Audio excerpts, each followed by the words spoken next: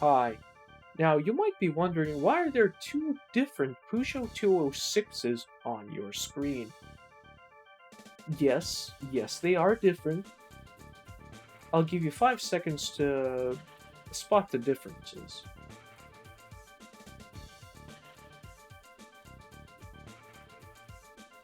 Time's up. As you can see, there's an extra color added, Jean Genet, along with the recoloration of Rouge Lucifer. I'm pretty sure something else, but I can't really seem to put my finger on it, but oh my golly! Look at the price tag. It's been slashed in half. Oh, and what's going on? What did you say? It's making how much power? Yeah, that last bit is purely on me. Alright, now with Peugeot in hand, let us proceed with the racing. 306 Maxi Rally car. That car does have upgrades, and it's starting on pole. So I imagine it's just gonna pull the fuck away, because that thing is gonna have around 500 horsepower. But because it's poorly tuned, it's just gonna understeer.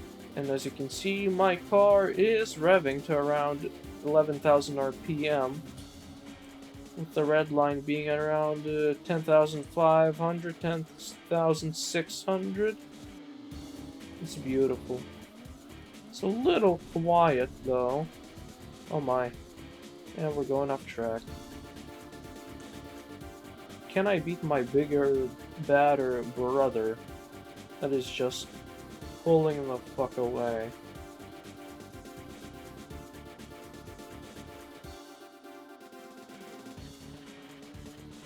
Come on. I believe it is just gonna wipe out at turn 1 like they usually do, because the AI do not have a good time driving around Autumn Ring, especially when they have a lot of power. Yep, and it's already off the track. I was way too slow there. And interesting cars, these F2 kit cars. They started out at around, what, 92, 93? As the premier secondary class to the Group A rule set of the WRC, the Super 2000s, or the Formula 2000, I don't exactly remember, because they are called F2 kit cars.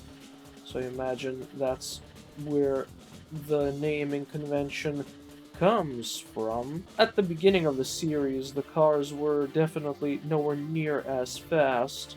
It wasn't really seen as much of a threat, but once people and manufacturers got involved a little bit more, immediate success followed, especially on tarmac rallies like the Tour de Course, French and Italian rallies, where these cars became very, very scary.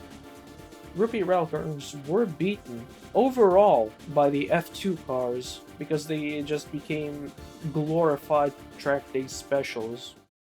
Okay, I see yet again another 306 on pole now. It's gonna be maybe a little bit tougher because we are going at Grindelwald. I really don't want to see a 306 on pole the final race here.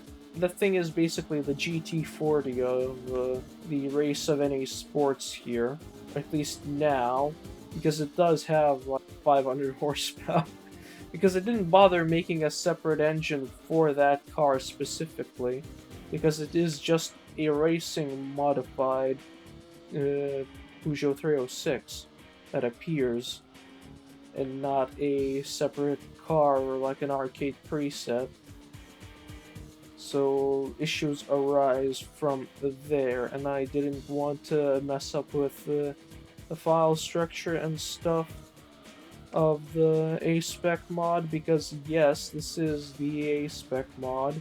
on my same Let's Play save file that I've just slightly modified. And if you're curious and you would like to learn about modding GT2 like this yourself, please do comment down below. I will make a guide on how to mod GT2, because all the available information, it is quite scattered across multiple sources, and it is quite difficult to actually learn or jump in for someone that is completely new to the scene. It actually is not that difficult once you get around to it. But it looks like we are being completely creamed here by our superior 306 brethren. I am catching up slowly but surely, but I don't think there's enough time or track length left in this race for me to catch up. Especially when I crash into walls like that. And go off track like that. Because it is just flying away. It has, as I've said, 500 horsepower, so... Ow.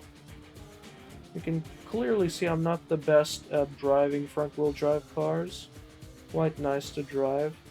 But I just can't get it to turn around a corner properly.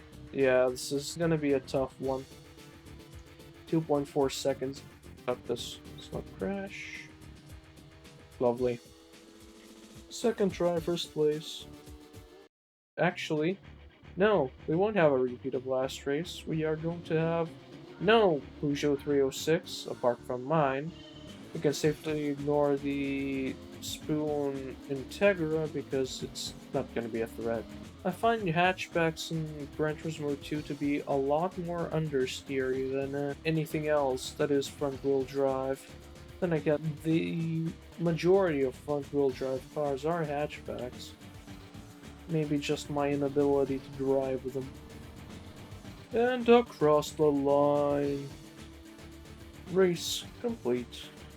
Right at the end, the Spoon Integra decided to catch up to me, but it wasn't close enough to actually pass me, so... Whatever, first try victory, we take those, we got the MX-5 C-Spec. Very cool. Which is an A Miata with a body kit. It looks like some sort of a hybrid of a Viper or something, at least. That's what people have told me. But it is an A Miata. It does have a little bit more power, though. There's another NA Miata. It does have a little more power than the base model. It actually looks like a Miata. Very cool. And we've got the final bane of our existence, the Spoon Sports Integra Type R, with a carbon hood and no rear wing. Makes 259 horsepower, weighs 900 kilos, and only comes in championship white in this game. But it is definitely a pretty good car. All things considered, it does not have much tuning potential, though, despite what you might think. That's gonna be it for today, so thank you very much for watching, and I'll see you in the next one.